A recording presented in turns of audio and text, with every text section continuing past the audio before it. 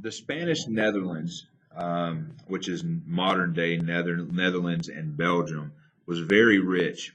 Um, their money had been around for a long time. They had a lot of money for a long time. As a matter of fact, they actually get into um, a bit of a bit of a trade type thing for none other than flowers. They traded for flowers, and just I don't know why you would spend that much money on flowers, but they actually had set up a trade agreement with Turkey, and they would send them money, and they would trade the flowers into there, and they would have these huge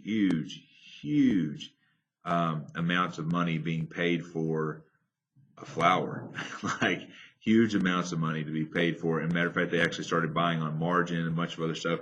That's something we'll cover later.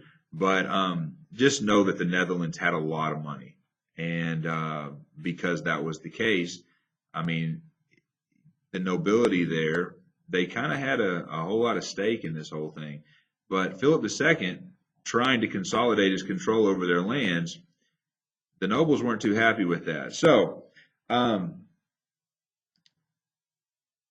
basically, the Netherlands, if you look at where they are on the map above us, if you look at where they're over here right toward the middle, if you look right here toward the middle at the top, you'll probably notice that they are pretty much connected to the Holy Roman Empire, or what's left of the Holy Roman Empire.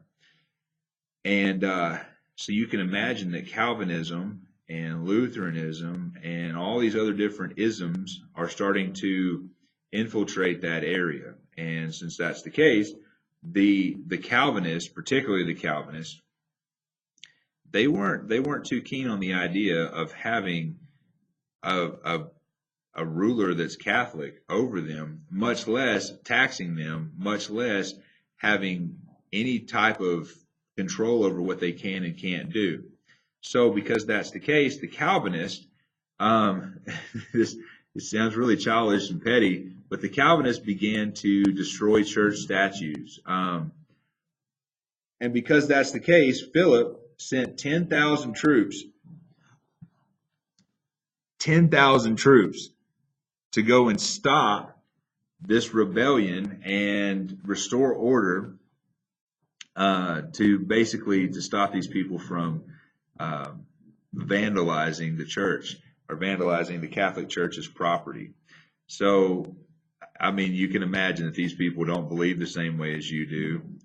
I mean, we just talked about Henry of Navarre and how he was like, you know what, I'm Calvinist, but you know what, I'm cool with being Protestant. I'm cool with being Protestant. I'm cool with being Catholic if the Catholics need me to be Catholic in order to rule them effectively. So instead of negotiating and doing things like that, Philip II's just like, okay, militant Catholicism, I got this. Let's do it. And he sends 10,000 troops there.